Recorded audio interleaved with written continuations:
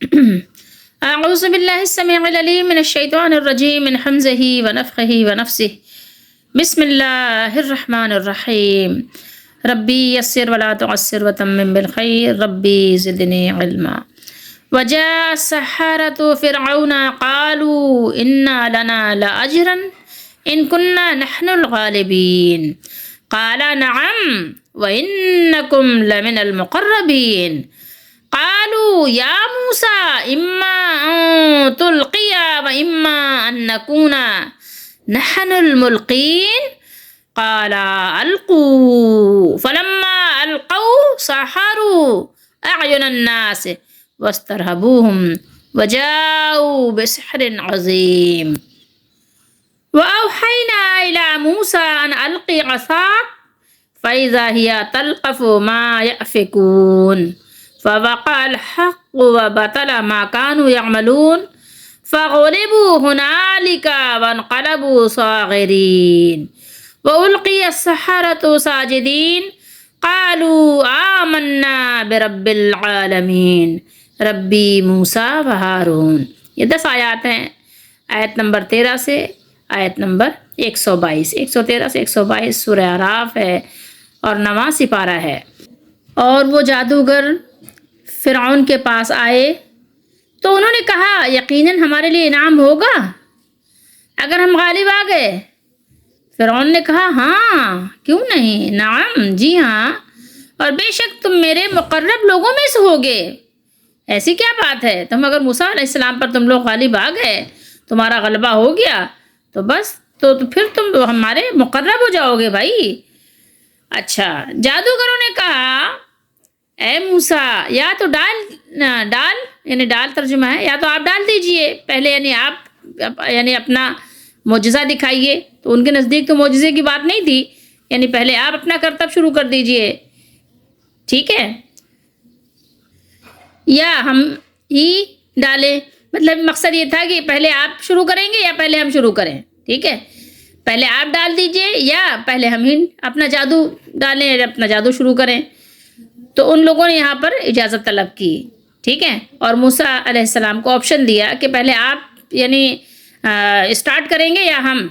تو موسیٰ علیہ السلام نے کہا پہلے تم ڈالو، ٹھیک ہے، پہلے تم ڈالو، ٹھیک ہے۔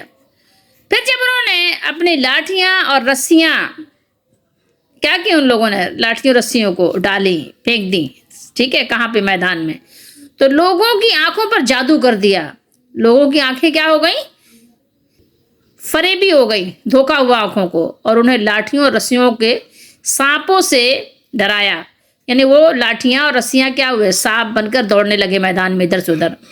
اور وہ بہت بڑا جادو لائے تھے، یعنی وہ جو ان کا جادو تھا وہ عظیم جادو تھا، چھوٹا موٹا جادو نہیں تھا، بہت بڑے بڑے جادوگر تھے، بہت ماہر جادوگر تھے، کیونکہ وہ بادشاہ کے بلوائے ہوئے تھے، جتنے ماہر تھے سارے ماہرین جمع ہو گئے تھے۔ وَأَوْحَيْنَا، یہ اللہ تعالیٰ کا بیان ہے، اللہ تعالیٰ نے فرمایا کہ اور ہم نے موسیٰ کی طرف وحی کی کہ آپ بھی اپنا عصا ڈال دیجئے۔ جب موسیٰ علیہ السلام نے ڈالا تو وہ دیکھتے دیکھتے اژدہا بن کر ان سانپوں کو نگلنے لگا جو وہ جادوگر گڑھتے تھے، یعنی اتنا بڑا اژدہا بن گیا موسیٰ علیہ السلام کا عصا کہ جو جادوگروں کے جتنے بھی سانپ اور اژدہے دوڑ رہے تھے، موسیٰ علیہ السلام کے اژدہے نے سب کو نگل لیا، سب کو اپنے اندر کھا لیا، ٹھیک ہے۔ بالآخر ثابت ہو گیا اور جو کچھ وہ لوگ کر رہے تھے باطل ٹھہرا، ٹھیک ہے، ان کا سارا کارنامہ، سارے کرتب بیکار ہو گئے۔ تب وہ جادوگر وہیں پر اسی جگہ اسی دم مغلوب ہو گئے، کیا ہوا، ناکام ہو گئے، فیل ہو گئے، فیلئر ہو گئے، ٹھیک ہے۔ اس کے علاوہ یہی نہیں ہوا، بلکہ اگر آپ کہیں تو صاغرین و ذلیل بھی ہو گئے، ٹھیک ہے، اور ذلیل و خوار ہو کر پیچھے ہٹائے۔ اور اللہ کی قدرت دیکھیے کہ جادوگر سجدے میں گر پڑے، کس طرح سے، بے اختیار ہو کر، ان کو اختیار ہی نہیں رہا۔ ابھی اس کی جب ہم ڈیٹیل پڑھیں گے تو ہمیں اندازہ ہوگا، جادوگر بے اختیار سجدے میں گر پڑے اور انہوں نے کہا ہم رب العالمین پر ایمان لے آئے، موسیٰ اور ہارون کے رب پر، ٹھیک ہے، ہم ایمان لائے ہیں۔ قالو، جتنے بھی جادوگر تھے سب نے کہا آمنا برب العالمین، جو عالمین کا رب ہے، عالمین کو پالنے والا ہے، عالمین کی پرورش کرنے والا ہے، جو موسیٰ علیہ السلام اور ہارون علیہ السلام کا رب ہے، رب موسیٰ و ہارون، تو ہم اس پر آمنا ایمان لے آئے، لا چکے ایمان۔ سجدے میں گر گئے جادوگر، گرا دیے گئے، اللہ نے ان کے دلوں میں ڈال دیا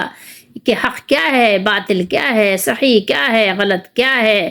معجزہ کیا ہے، جادو کیا ہے، ان کو پتہ چل گیا، اور وہ وہیں پہ سجدے میں ڈھیر ہو گئے، اور اسی وقت ان کی زبان سے حق جاری ہو گیا، ان کے دل نے اسی وقت حق کو قبول کر لیا۔ سحر جادو کو کہتے ہیں، پتہ ہے آپ کو؟ تو یہ جادوگر، جا مانے آنا ہوتا ہے، ماضی کا صیغہ ہے، یعنی جب وہ سب آ گئے فرعون کے دربار میں، تو اب چونکہ ظاہر ہے ان کے پیچھے کوئی بڑا مقصد تو تھا نہیں، کوئی ایسا وہ ان کے سامنے، یعنی کہنا چاہیے کہ بہت زیادہ کوئی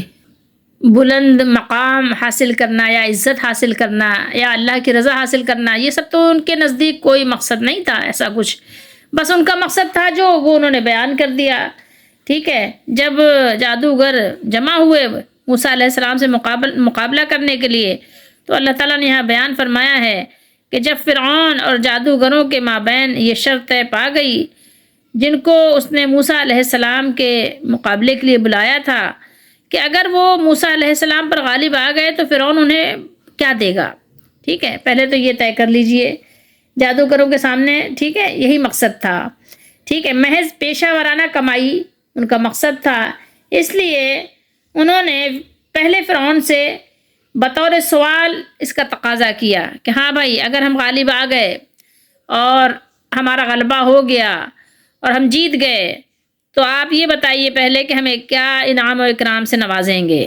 ٹھیک ہے۔ تو فرعون نے انہیں بہت زیادہ اجرت دینے کا وعدہ کیا، اور صرف اجرت نہیں بلکہ فرعون نے ان سے اس کا وعدہ بھی کر لیا کہ وہ انہیں نہ صرف بہت زیادہ اجرت عطا کرے گا بلکہ انہیں اپنا ہم نشین اور مقربین میں سے بھی بنا لے گا، جو بادشاہ کے قریب رہتے ہیں اپنے قریب قرب والوں میں کر لے گا، جو بادشاہ سے بغیر کسی سیکیورٹی گارڈ وغیرہ کے وہ ملتے ہیں، ملاقات کرتے ہیں، آتے جاتے ہیں، فائدے حاصل کرتے ہیں، تو وہ سب کچھ ان لوگوں کو حاصل ہوگا۔ جب انہوں نے فرعون ملعون سے یہ پختہ عہد و پیمان لے لیا، تو اس لیے انہوں نے فرعون سے پہلے ہی منوا لیا کہ اگر انہوں نے موسیٰ علیہ السلام کو شکست دے دی تو انہیں شاہانہ انعام سے نوازا جائے گا۔ اگر آپ غور کریں تو اس بات میں یا اس مطالبے میں اس بات کی طرف بھی اشارہ ضرور ہے کہ ان لوگوں کو جو جادوگر تھے اپنی کامیابی کا پورا اور کامل یقین تھا، تبھی تو وہ انعام کا وعدہ لے رہے تھے۔ فرعون تو پہلے ہی سے آپ کو پتہ ہے کہ گھبرایا ہوا تھا، لرزا تھا، سہما ہوا تھا، ٹھیک ہے، وہ بہت پریشان تھا، تو اس لیے اس نے جب یہ تسلی آمیز الفاظ سنے تو خوشی سے اچھل پڑا کہ بھائی جادوگر تو غالب آ جائیں گے، جبھی تو انعام و اکرام کا وعدہ لے رہے ہیں۔ تو وہ کہنے لگا کہ ٹھیک ہے، تم پریشان نہیں ہو، یقیناً تم پر انعام و اکرام کی بارش کی جائے گی، اور صرف یہی نہیں ہوگا بلکہ تم اپنے دربار کے تم کو میں خاص لوگوں میں داخل کر لوں گا اور خاص لوگوں میں شامل کر لوں گا۔ بس پھر مقابلے کی جب تاریخ آ گئی اور مقام معین، جو جگہ معین کی گئی تھی، وہاں پر جب فریقین جمع ہوئے، ایک طرف کون تھا؟ ایک طرف جادوگر تھے، ایک طرف ساحر تھے، ساحران مصر کا جمع غفیر تھا جس کی پشت پناہی فرعون کر رہا تھا۔ فرعون آپ کو پتہ ہی ہے کہ کیسی اس کی بادشاہی تھی دنیا میں، اور دوسری طرف کون تھا؟ دوسری طرف موسیٰ علیہ السلام اور ہارون علیہ السلام تھے۔ وہ کون تھے تو وہ اللہ کے دونوں نبی، لیکن ایک مظلوم اور غلام قوم کے نمائندے کی حیثیت سے تھے، جن کے پاس ظاہری نہ کچھ سامان تھا، ظاہری ساز و سامان سے خالی تھے، کوئی چیز بھی نہیں تھی۔ جادوگروں نے اپنی بہادری اور شجاعت کا اظہار کرتے ہوئے موسیٰ علیہ السلام سے پوچھا، کہیے پہل آپ کرنا چاہتے ہیں؟ مقابلے کا آغاز آپ کریں گے پہلے یا ہم آغاز کریں؟ موسیٰ علیہ السلام نے فرمایا، تم ہی آغاز کرو۔ یہاں پر بعض مفسرین نے لکھا ہے کہ جادوگروں نے بطور راہ ادب موسیٰ علیہ السلام سے دریافت کیا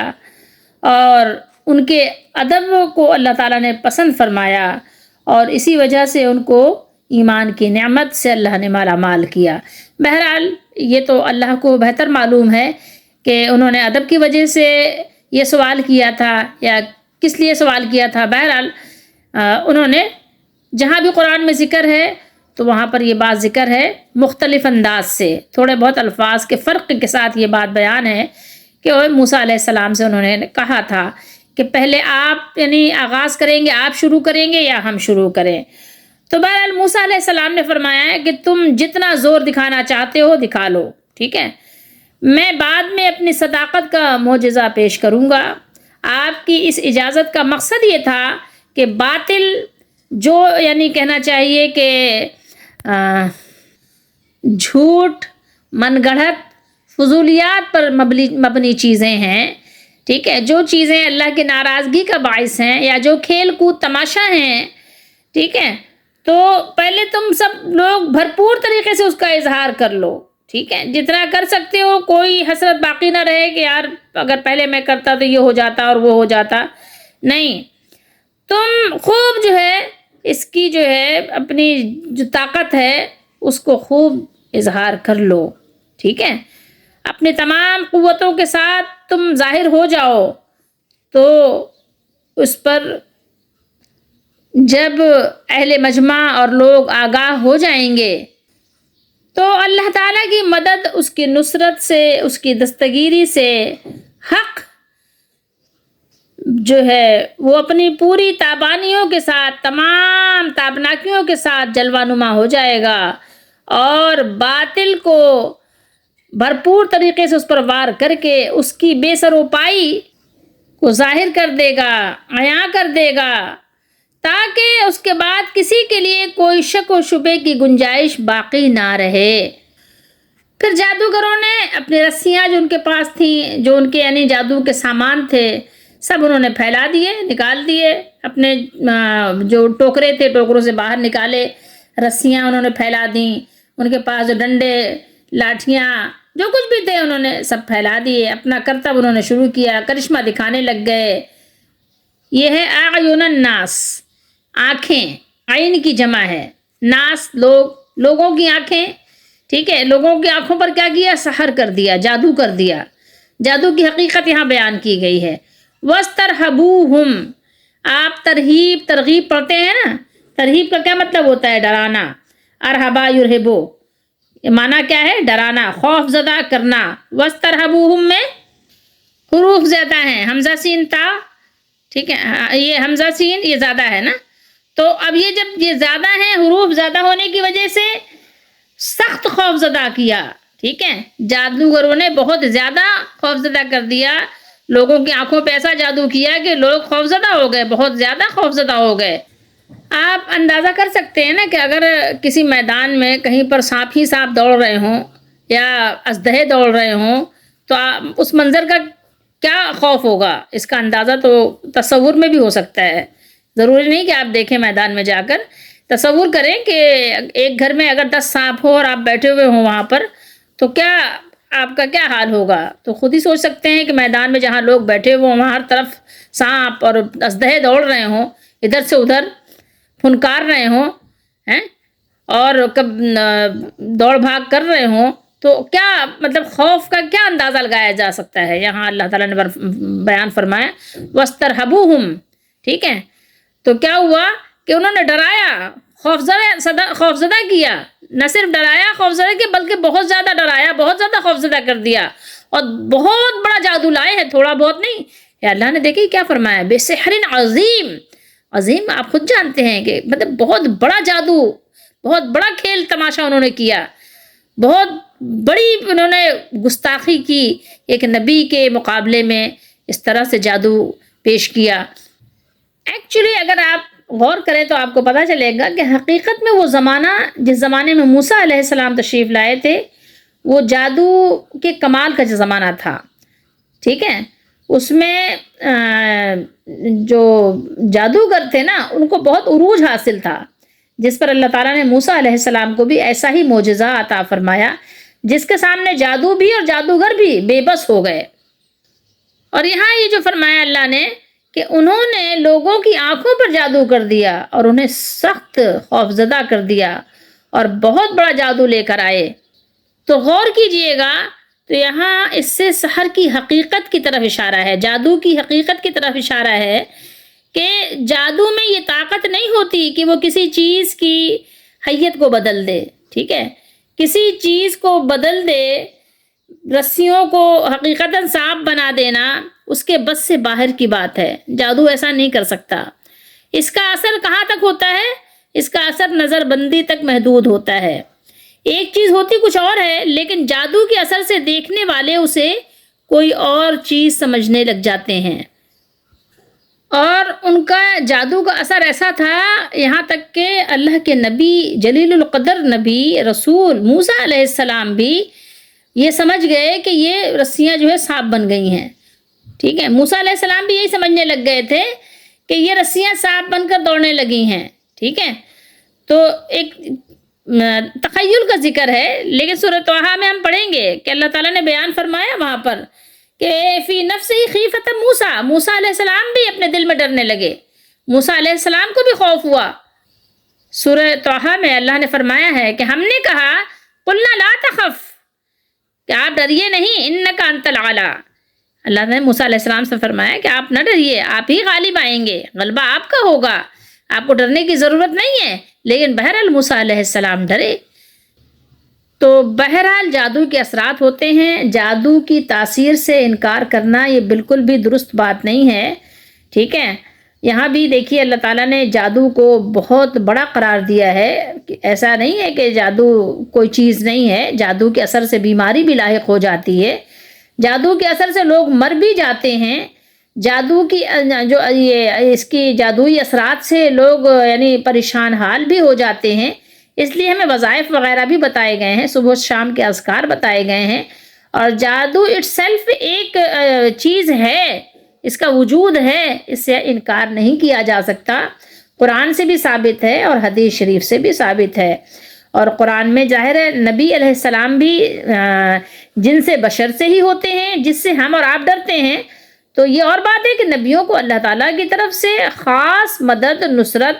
وحی حاصل ہوتی ہے، تو اس لیے میرا اور آپ کا خوف اور ان کا ایک جیسا نہیں ہوتا، لیکن بہرحال جیسے ہم بھوک پیاس محسوس کرتے ہیں تو وہ بھی محسوس کرتے ہیں، جیسے ہمیں آرام کی، سونے جاگنے کی حاجت ہوتی ہے، ایسے ان کو بھی ہوتی ہے۔ تو اسی طریقے سے اللہ نے فرمایا فَأَوْجَسَ فِي نَفْسِهِ خِیفَةً مُوسیٰ، تو موسیٰ نے اپنے دل میں ایک خوف محسوس کیا۔ اسی طریقے سے آپ نے پڑھا ہوگا بخاری شریف میں بے شمار احادیث ہیں، تمام محدثین نے تقریباً بیان کیا ہے کہ رسول اللہ صلی اللہ علیہ وسلم بھی لبید بن عاصم کے جادو کی وجہ سے کچھ عرصہ بیمار رہے ہیں۔ تو یہ ایک حقیقت ہے، یہ کوئی ایک افسانہ نہیں ہے، لیکن یہ بھی بات ہے کہ جادو کے اثر سے کوئی چیز کی حقیقت بدل نہیں جاتی ہے، بدلتی نہیں ہے، لیکن یہ ہے کہ ہوتا کچھ ہے اور نظر کچھ آتا ہے، ٹھیک ہے، لیکن یہ ہے کہ اس کے اثرات بہرحال ہوتے ہیں۔ تو بہرحال جب جادوگروں نے اپنے فن کا خوب مظاہرہ کر لیا، اپنے جادو کا مظاہرہ کر چکے، اور ان کی رسیاں سانپوں کی طرح بل کھا کھا کر فضا میں لہرانے لگیں، اور فرعون کو اپنی کامیابی کا یقین ہو گیا، اور اس کی قوم اپنے ساحروں کے کمال پر اش اش کر اٹھی، واہ واہ واہ واہ کیا بات ہے، جیسے ہوتا ہے نا۔ تو اللہ تعالیٰ نے موسیٰ علیہ السلام کو حکم دیا کہ اے حق کے علمبردار، اے اللہ کے رسول، اٹھیے اور باطل کے خوشی کے تمتماتے ہوئے چہرے پر زناٹے کا وہ چپت رسید کر کے اس کا خمار اتار دیجئے۔ ان کو آپ اپنے رب کی طرف سے ایسا معجزہ دکھائیے، ایسا معجزہ ان کے سامنے پیش کیجئے، ایسے معجزے کو ظاہر کیجئے کہ وہ اپنی غلطیوں کا اعتراف کرنے پر مجبور ہو جائیں، وہ اپنی غلطیوں کو مان لیں، وہ تائب ہو جائیں۔ تو حضرت موسیٰ کلیم اللہ علیہ السلام نے جو آپ کے پاس اپنی لکڑی کا ڈنڈا تھا، جس پر وہ ٹیک بھی لگاتے تھے،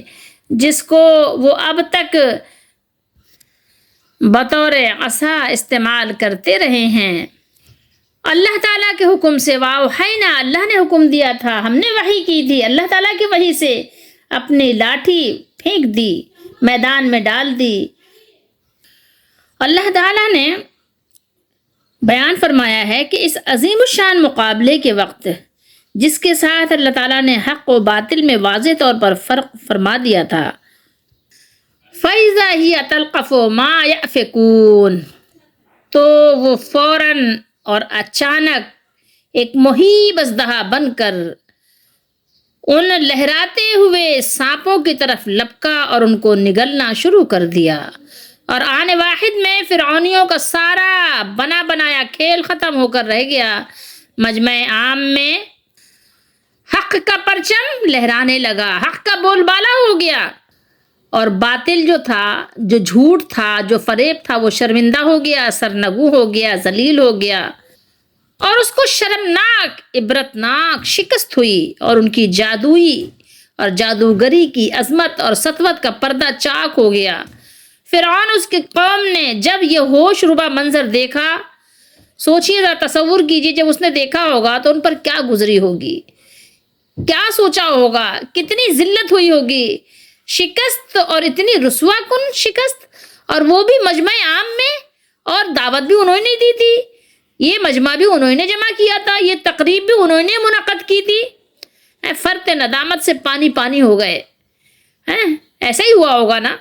اب انہیں اس بات میں کوئی شبہ نہ رہا تھا کہ موسیٰ علیہ السلام اللہ تعالیٰ کے سچے نبی ہیں،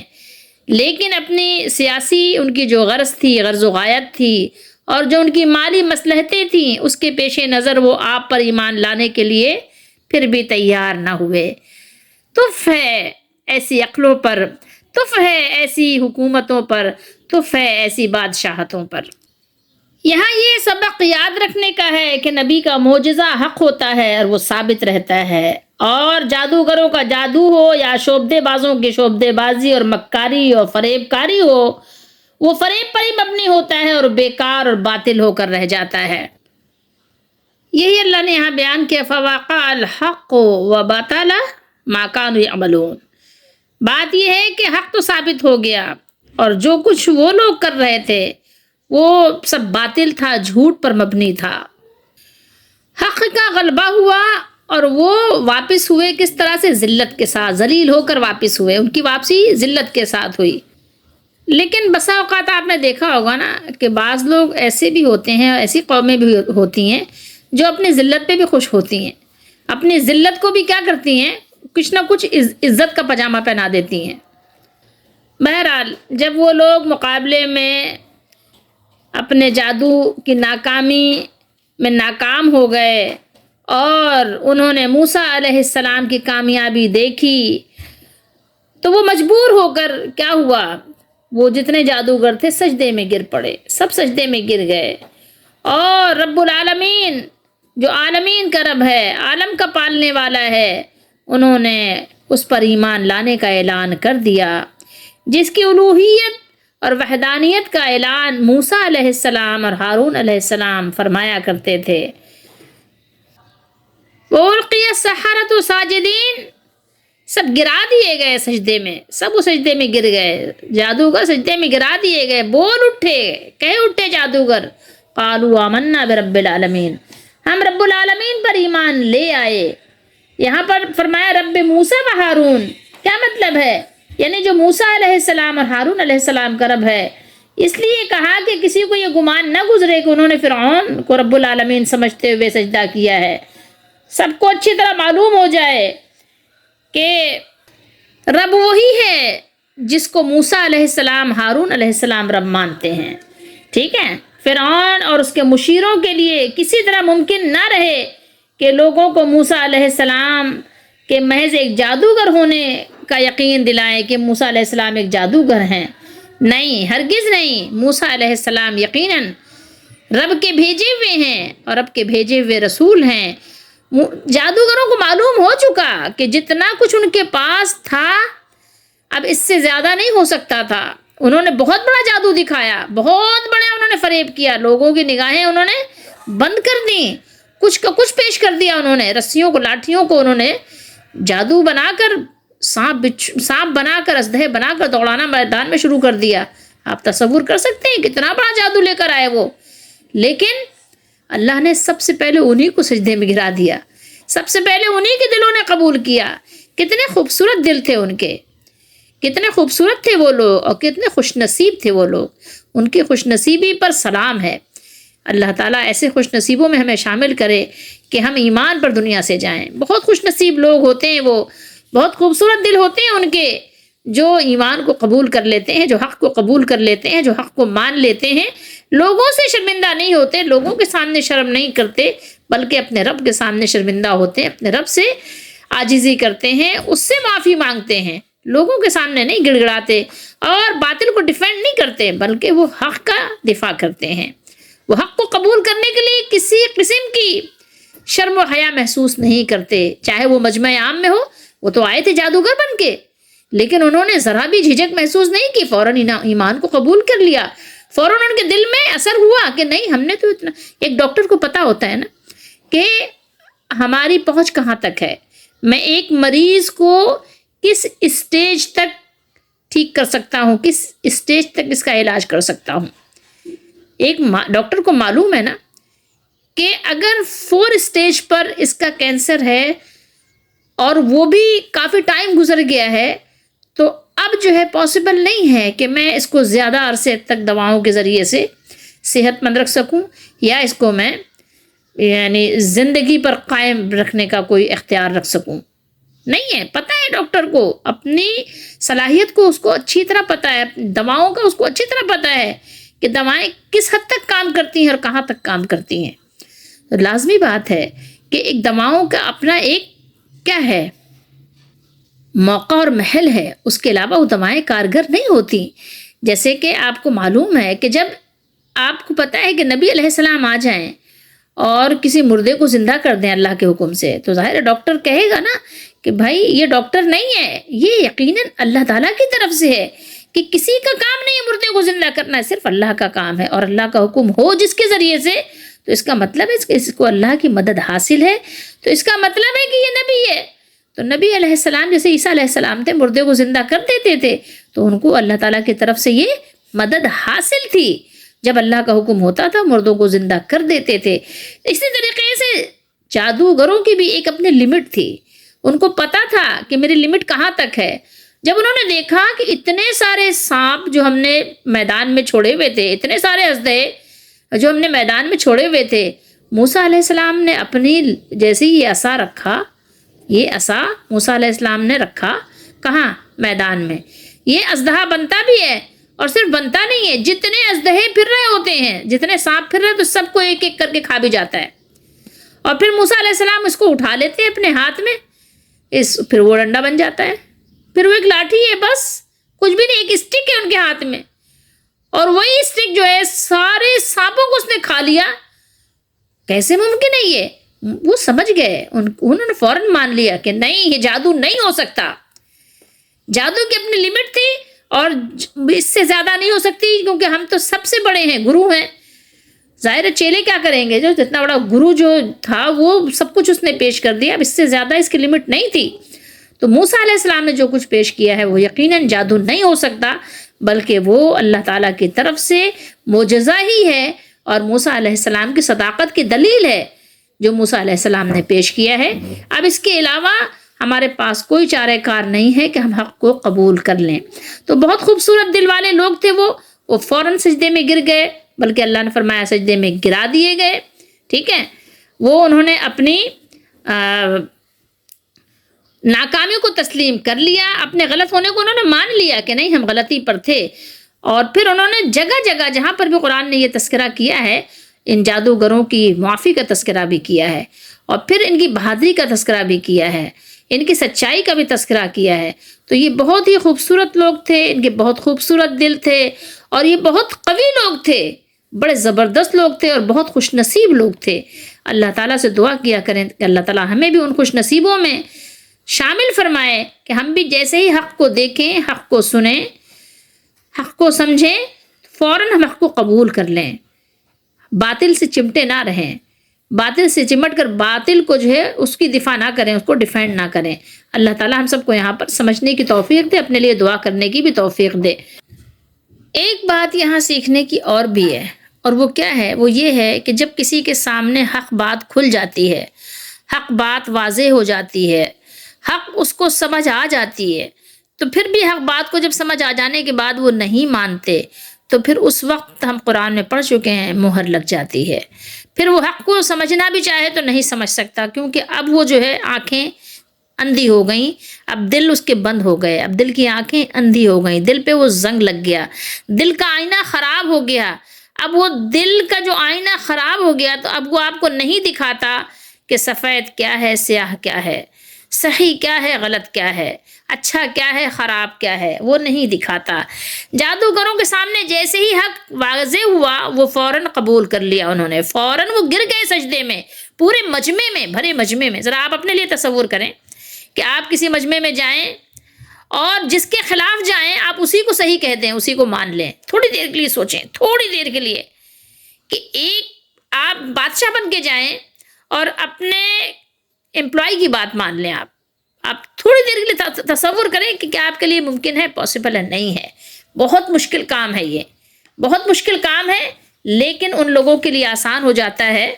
کہ جو لوگ حق کے متلاشی ہوتے ہیں۔ اللہ تعالیٰ تو راستہ سب کو دکھاتے ہیں، سب کے لیے اللہ تعالیٰ کے راستے کھلے ہوئے ہیں، سب کے لیے حق کے راہیں کھلی ہوئی ہیں، لیکن قبول کرنے والے خوبصورت لوگ ہوتے ہیں، اور ان خوبصورت لوگوں کو سلامی پیش کرنی چاہیے، سلام ہو ان پر، اور اللہ تعالیٰ ان کو سلامی پیش کریں گے بھی۔ یہ وہی خوبصورت لوگ ہیں کہ جن کو اللہ سلامی پیش کریں گے، سلام قولا من رب الرحیم۔ اللہ تعالیٰ نے سلامی پیش بھی کی ہے، نبیوں کو، رسولوں کو تو پیش کی ہے، لیکن ان کے ماننے والے، ان کو چاہنے والے اور ان کے معطی و فرما برداروں کو بھی پیش کی ہے۔ ہم تو مائل بکرم ہیں، کوئی سائل ہی نہیں۔ اللہ تعالیٰ تو سب کو اپنے رحمت کرم میں بلا رہے ہیں، لیکن آتا ہی نہیں، کوئی سوال ہی نہیں ہے کہ اللہ کی رحمت کا سوال کرے اور آئے۔ ہم تو مائل بکرم ہیں، کوئی سائل ہی نہیں، راہ دکھلائے کسے، رہ رو منزل ہی نہیں، کوئی منزل کی تلاش ہی نہیں کر رہا ہے کہ میری منزل کیا ہے۔ سب نے دنیا کو اپنی منزل بنا لیا ہے۔ تربیت عام تو ہے، اللہ تعالیٰ تو سب کی تربیت کرتے ہیں، وہ تو سب کے رب ہیں، وہ صرف موسیٰ علیہ السلام ہارون کے رب تھوڑی ہیں، وہ تو برب العالمین ہیں۔ لیکن تربیت عام تو ہے، جوہر قابل ہی نہیں، جوہر ہی نہیں ہے اس کے اندر،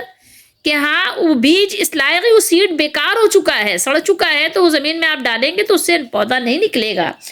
ٹھیک ہے، تربیت عام تو ہے لیکن جوہر ہی قابل ہی نہیں، جس سے تعمیر ہو آدم کی یہ وہ گل ہی نہیں۔ کوئی قابل ہو تو ہم شان کئی دیتے ہیں، ڈھونڈنے والوں کو دنیا بھی منزل بھی نئی دیتے ہیں۔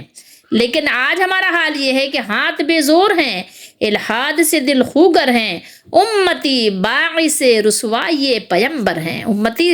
نبیوں کو بھی اللہ کے دربار میں شرمندہ کرنے والے ہیں، ایسے ہو گئے۔ بت شکن اٹھ گئے، جو بتوں کو نہیں مانتے تھے وہ تو چلے گئے دنیا سے، باقی جو رہے بت گر ہیں۔ اب تو بتوں کو بس، اب تو طاغوتوں کی پوجا ہو رہی ہے۔ تھا براہیم پدر، ابراہیم علیہ السلام پدر تھے، تھا براہیم پدر، اور پسر آزر ہیں۔ سوچئے تھوڑی دیر کے لیے، بادا شام نئے، بادا نیا خم بھی نئے۔ اب آپ نے نئی نئی آبادیاں بنا لی ہیں، آپ کے نئے نئے بدھ بن گئے ہیں، آپ کا نیا نیا خم، نیا نیا انداز ہو گیا ہے۔ بادا شام نئے، آپ کی بستیاں بھی نئی ہیں، بادا منج بھی نیا ہے، خم بھی نئے۔ حرم کعبہ نیا، آپ نے نئے نئے کعبے تعمیر کر لیے، آپ نے نئے نئے مولوی اور نئے نئے مولویوں کو آپ نے نبی کا درجہ دے کر، اور ان کے اندر اللہ جانے کیا کیا صفتیں، اللہ کی صفتیں بنا کر ان کی پوجا شروع کر دی، ان کا طواف شروع کر دیا۔ حرم کعبہ نیا، بدھ بھی نئے، تم بھی نئے ہو۔ اللہ تعالی ہم سب کو سمجھنے کی توفیق دے اللہ تعالی۔ قوم مذہب سے ہے، مذہب جو نہیں تم بھی نہیں۔ ٹھیک ہے، اگر آپ نے اپنے مذہب کو ہی چھوڑ دیا تو تم بھی کچھ نہیں ہو۔ جذب باہم جو نہیں، محفل انجم بھی نہیں۔ اگر آپ کے اندر الفت ہی نہیں ہے تو پھر آپ کی انجمن آرائی کیسے ہو سکتی ہے؟ آپ کے محفل میں رونق کیسے ہو سکتی ہے؟ سمجھنے کی بات ہے، سمجھیے، اپنے لیے سبق نکالیے اور ایمان کو قبول کیجیے، توبہ کیجیے، جلدی کیجیے، جیسا کہ جلدی کی تھی موسیٰ علیہ السلام کے ساتھ مقابلے پہ آنے والے جادوگروں نے۔ بہت جلدی کی تھی، ایمان قبول کرنے میں ایک لمحے کی تاخیر نہیں کی، اور پھر وہ اپنے رب کو، اپنے مالک کو اور نبیوں کو مان گئے، تسلیم کر لیا، سر جھکا دیا، سر تسلیم خم کر دیا۔ اس میں ہمارے لیے بہت سارے سبق ہیں۔ اللہ تعالی ہم سب کو اپنے سبق یاد کرنے کی، اپنے سبق پر عمل کرنے کی، اپنے سبق پر قائم رہنے کی توفیق عطا فرمائیں۔ اللہ ہماری دستگیری فرمائیں، ایمان پر ثابت قدمی عطا فرمائیں۔